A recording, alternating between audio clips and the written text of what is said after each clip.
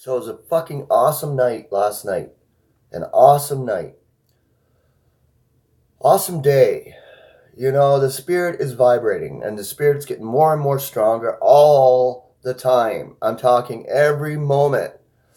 The more you come into truth, the more you understand, the more you grow up in Christ and become mature. Like, it's not a long process anymore. I can tell you straight up. Anybody now who are being called now as members of the body are coming in swiftly. So it's not a matter of a long process of maturity. It's pretty much straight up. And you can see that in Brother Seth because I fellowshiped with him last night. I told him about this book, and I'm going to freaking read a chapter out of here today. Spirit, Spirits, and Spirituality by A. Enoch. Now, this is a good book. It's a small book. Look, you can take one of these books at a bus stop. You can, wherever, man, and you have it. And you can just pick it up and read it at a bus stop, read it wherever. I use a bus stop as an example because it's the most simplest place. You're waiting for a bus. Oh, shit. So you're going to look down the road, look down that way. Well, is the bus coming? What time is the bus coming? Blah, blah, blah, blah, blah, blah, blah. Over and around your head. So you have a book like this, and you pick it up, and you just pick it up and start reading. Next thing you know, you get what? Maybe a couple of pages in, and the bus is here. Woo! Well, that didn't take much, so I'll get on the bus. Now I'm getting on the bus. Take my seat. Well, what I'm going to do is sit there, look at all the people, sit there, look all outside, and blah, blah, blah, blah, blah, on my bus trip.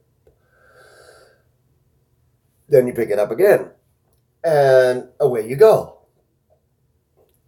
And time just flies. And that's what I noticed, even with fellowship, with good spirit connecting fellowship, it's amazing because time just flies. I'm doing my show from my office this morning, and I think I'm going to continue doing it from my office.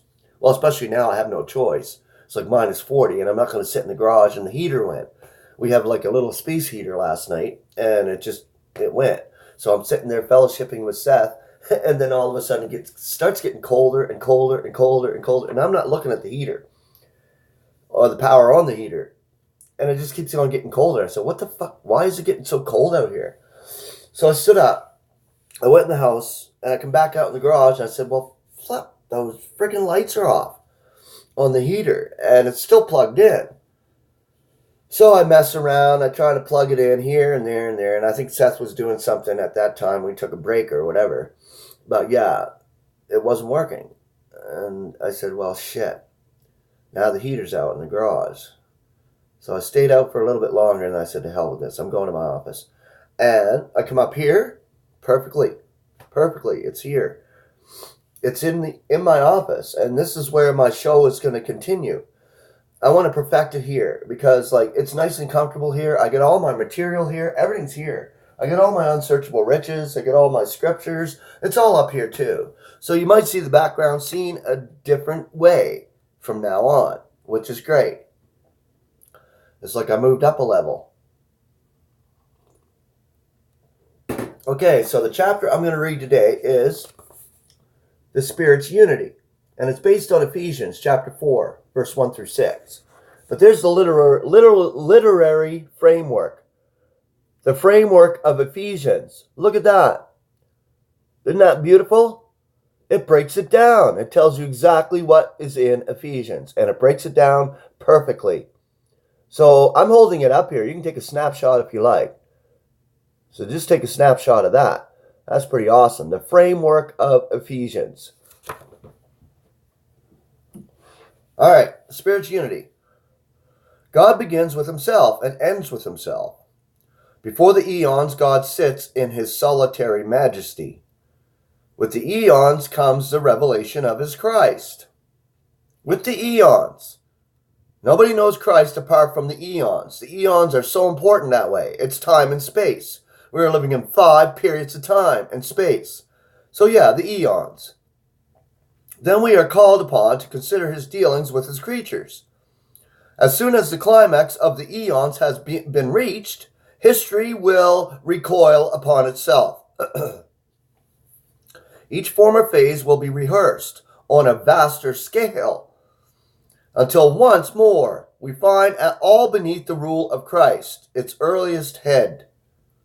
Then comes the consummation, and God becomes all once again. Then, however, he becomes not all in himself, but all in all his creatures. The same course is followed in revealing the structure of the tabernacle in the wilderness. First, he describes his own throne.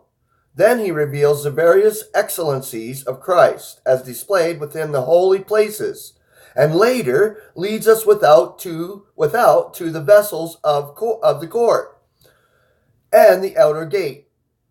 In practice, the priests rehearse this order. They begin outside the enclosure and pass the altar and the laver before coming to the holy place. The book of Ephesians begins with God in his inmost secret affections, conceived before creation. It then traces the relationship to Christ of his members, as discussed in the previous chapters on the earnest of the Spirit and the sealing of the Spirit. Following this, the epistle considers the mutual relationship of believers. The pattern is from God through Christ to our fellows. Beginning with chapter 4, Ephesians retraces the steps, considering first the conduct consequent upon our relationship to one another. Second, our responsibilities as members of the body of Christ. Third, the welfare which awaits those who enter our celestial allotment by faith. We wish to impress our readers with the helpfulness of the literary structure of this epistle. And that was the photograph I just showed you, the framework. The exhortations which follow are not only based on the previous half in general, but apply to particular portions. Say that 5 times. Particular proportions. Particular proportions. Our deportment has the same 3 aspects as Ephesian truth. What we believe of God and of Christ and of the saints, to the saints and to Christ and to God must be lived. It is instructive to read the epistle parenthetically. After considering our allotment among the celestials, Ephesians chapter 1 verses 3 through 19, we may skip to our heavenly warfare, our celestial warfare.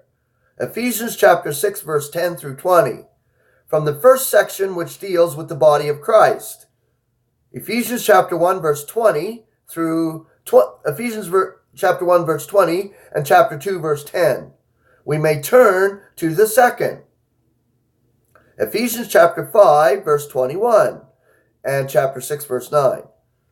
To understand the new man, Ephesians chapter 2 verses 11 through 22, see what is said about the new humanity. Ephesians chapter 4 verses 17 and chapter 5 verse 20. These remote contexts are corrective checks on our interpretation which may be easily undervalued. The first half closed with a summary and a petition before entering on the 3 main themes of the epistle. We are given an exhortation and another summary, both dealing with conduct. The first 6 verses of chapter 4 present a plea of the utmost importance to all who wish to please God in this secret administration. Let us note that these are the first words which God gives to regulate our conduct after making known the riches of his grace. At the same time, they are a test. If we have really received the great revelation which goes before, this should be the fruit. If, for instance, we find a brother endeavoring to keep the unity of the Spirit, we may be assured that he is living in the power of the previous unfoldings. We must not fail to note Paul's new title, the prisoner in the Lord. In order to present truth, he is the prisoner of Christ Jesus. Ephesians chapter 3 verse 1. To enforce it, he is the prisoner in the Lord. Ephesians chapter 4 verse 1. The prior portions presented Christ Jesus as our place in him. Now we have been called upon to acknowledge him as our master and consider what conduct is pleasing to him. Christ serves out blessing. The Lord seeks obedience. The key to all conduct may be condensed into the single phrase, Christ my Lord. This is a lot. So I think I might stop there on purpose because it is a lot to soak in. I mean, you need to break that down in Ephesians to understand exactly what it's talking about.